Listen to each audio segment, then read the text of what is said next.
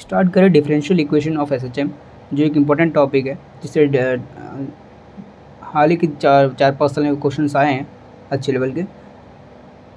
तो स्टार्ट करते हैं इसको। तो पहले यहाँ पे लिखना f is equals to minus k x, ये हो गया पहला इक्वेशन आपका। फिर लिखना वेयर k इज कांस्टेंट। जितना बड़ा बना के लिखोगे उतना अच्छे नंबर मिलते हैं बोर्ड में। उसके बाद by according to second law of Newton का सेकेंड लॉ क्या था? एक्शन रिएक्शन वाला। एक्शन रिएक्शन वाला नहीं था, F is equals to m a inertia का था। ये हो गया एक, ये हो गया दो, ये दोनों इक्वेशन। अब फ्रॉम 1 एंड 2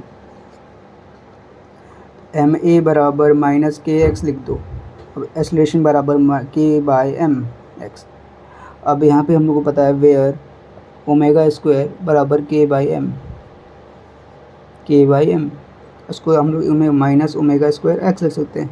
ये होगा, इसको अभी हम लोग करेंगे तो d v by d t भी लिख सकते हैं। इसको एक्सलेशन को हम लोग d v by d t, इसको हम लोग d x square by d t square भी लिख सकते हैं, d square x by d t square भी लिख सकते हैं हम लोग इसको। तो यहाँ पे वही अभी ये पहले इसको पुट करते हैं, इससे कन्फ्यूजन ना हो। अगर बड़ा भी बड़ा बनेगा तो बढ़िया नंबर मिलेंगे। और इसको फिर हम लोग आगे लिख सकते हैं d square x by d t square बराबर माइनस ओमेगा स्क्वायर एक्स। अब ये d square x by d t square plus omega square x बराबर 0, ये आ गया। इसको लिख देना hence proved that particle is in SHM. बस ये करते हैं आपके नंबर 4 फिक्स। और आगे चलते हैं और भी बताते हैं डेरिवेशन जो एम्पल लग रहा है मुझे। करें परपेंडिकुलर एक्सिस थ्योरम, जो कि एचएससी बोर्ड में इम्पॉर्टेंट है।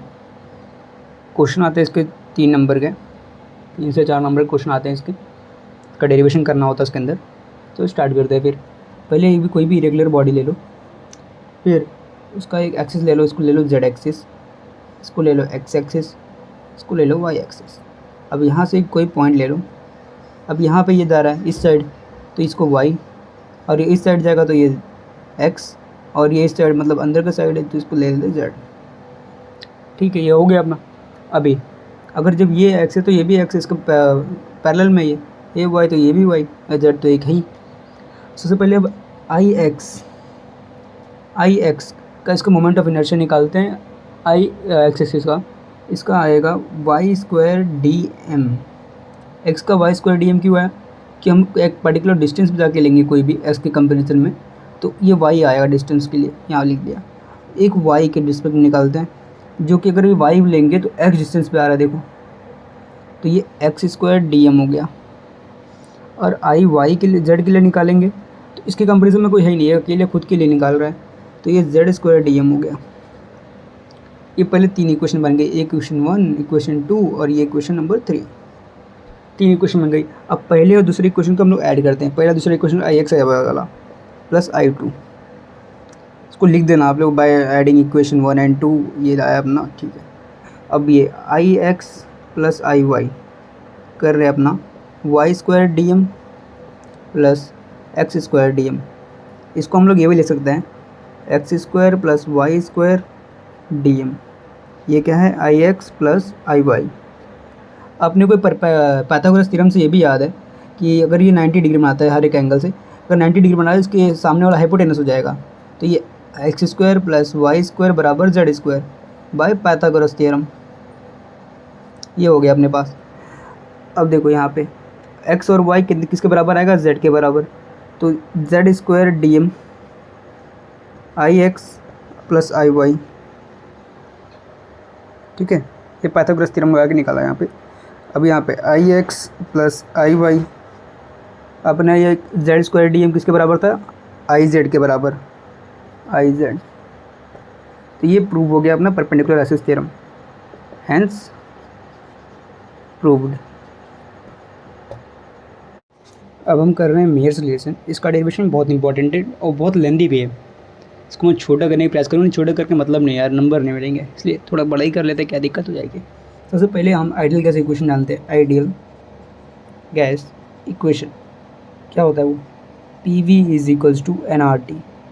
हम इसको डेराइव करने के लिए n को 1 मानना पड़ेगा, मतलब मूल को 1। अब इसको ले देना when temperature T1 and volume V1, when temperature T2 and volume V2, ये लिख देना। अब दोनों की तरफ इक्वेशन लगाना, PV1 is equals to RT1, हमें पता है कि n इज इक्वल्स टू 1 है तो इसलिए n नहीं लिखा मैंने यहाँ पे, और ये PV2 RT2, इक्वेशन सेकंड हो गया। अब दोनों को माइनस करते हैं, तो ये दोनों मतलब सेकंड में से 1 को माइनस करते हैं, PV2 माइनस PV1 बराबर RT2 माइनस RT1, तो करेंगे तो PV2 माइनस V1 और T2 माइनस T1 आ जाएगा। दिख नहीं रहा होगा क्योंकि मुझे कैमरा हैंडल करना पड़ रहा है, इसलिए थोड़ा दिक्कत हो रहा है मुझे। अभी हो जाएगा P डेल्टा V और R डेल्टा T, ये अपने पास आ गया थर्ड इक्वेशन।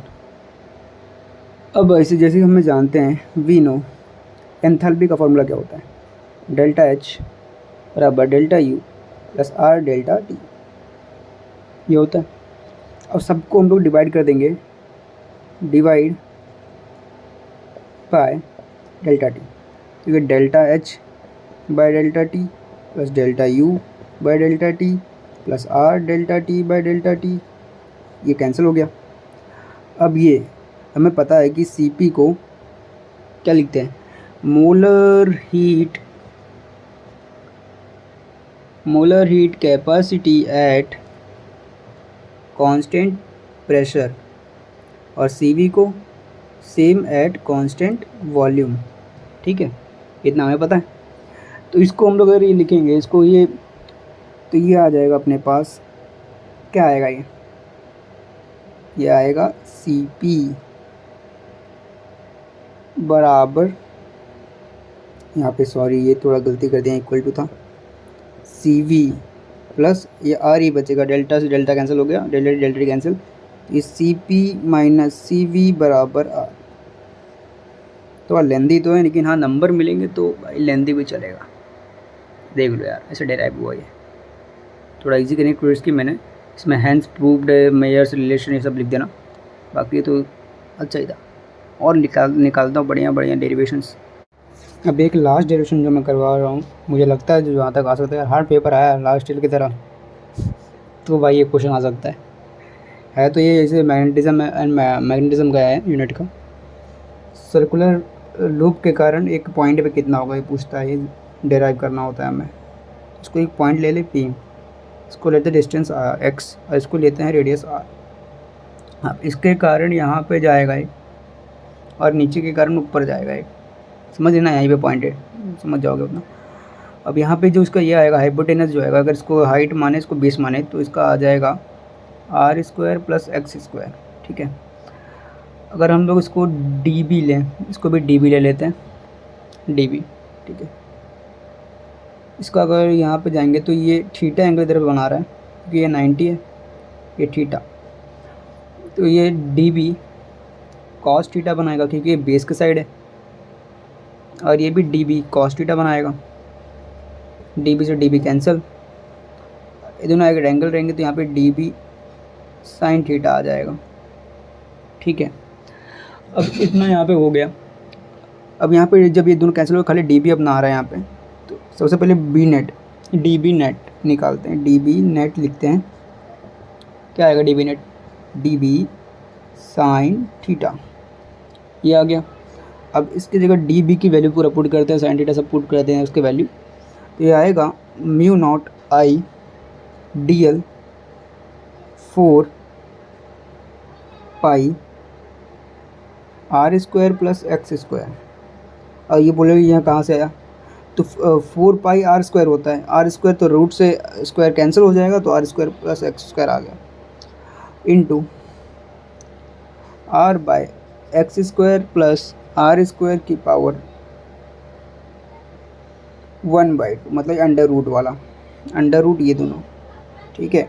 अब ये भी हो गया अपने पास, ये dB आ गया। इसको इंटीग्रेट करते दोनों side, μ0 by 4 pi IR r square plus x square की पावर 3/2 इंटू डी एल। अब डी एल देखो यहाँ पे, डी एल कोई भी छोटा सा पार्ट होगा यहाँ पे डी एल, इसको हम लोग एक सर्कल एक पॉइंट की तरह मान सकते हैं। पॉइंट का क्या आएगा, 2πr आएगा। इसको 2πr ले लिया डी एल को। अब इसको 2πr, पाई आर से 2 जा गया, ठीक है। अब यहाँ पे ये आएगा अपने पास μ0/2 I r into r, r square plus x square power 3/2, ये आया डी बी। और लास्ट में आते आते यहाँ पे अपने पास b की वैल्यू आएगी μ0/2 आई आर स्क्वायर, आर से r multiply r square upon में r square plus x square की पावर 3/2। यह आ गया सर्कुलर लूप के कारण magnetic field at a distance x। अगर आया भाई तो 4 चांद लग जाएंगे, आधे बच्चे मेरे साफ हो जाएंगे, क्योंकि थोड़ा है ट्रिकी है ये थोड़ा। अभी आपको इसमें दिक्कत आ रही होगी कि ये कैसे लिखा इसने, तो भाई एक बार चैप्टर तो पढ़ना होता है यार। ये इसको एक काम करो, इसको याद कर लो, इतना खाली इतना याद करो कि बाकी सब तो बस समझा ही दिया मैंने, इसको याद कर लेना, ठीक है। बस इतना ही मेरी तरफ से भाई डेरिवेशन, बाकी तो नसीब में भाई, नसीब में रात इसमें से आ जाएगा 1-2 डेरिवेशन पक्का, नसीब।